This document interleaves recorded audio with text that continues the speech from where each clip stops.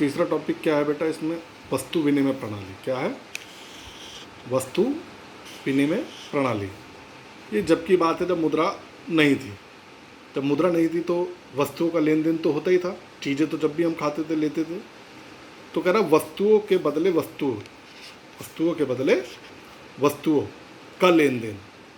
एक वस्तु से दूसरी वस्तु, जैसे मैंने आपको पेन दे दिया, आपने मुझे कॉपी दे दी, मैंने आपको गेहूँ दे दिया, आपने मुझे चावल दे दिए।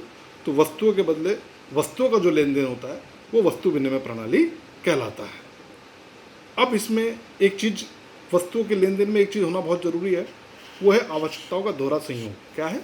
आवश्यकताओं का दोहरा संयोग। इसको एक उदाहरण के माध्यम से समझेंगे। एक उदाहरण है।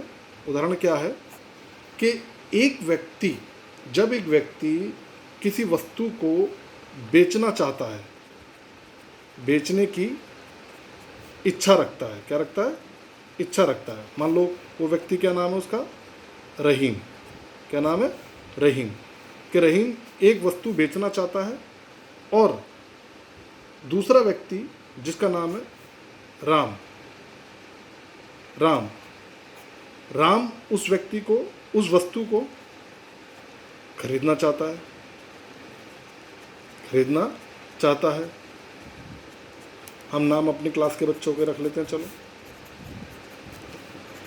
समीर और जिसान। समीर एक वस्तु को बेचने की इच्छा रखता है। उसके पास गेहूं है। क्या है उसके पास? गेहूं है। और जिसान के पास है चावल। क्या है? चावल। अब समीर अपने गेहूं बेचने की इच्छा रखता है और जिसान अपने चावल बेचने की इच्छा रखता है। लेकिन इसके साथ समस्या क्या है? समीर अपने गेहूं बेचने की इच्छा रखता है तो जिसान की इच्छा उसे खरीदने की होनी चाहिए, गेहूं को।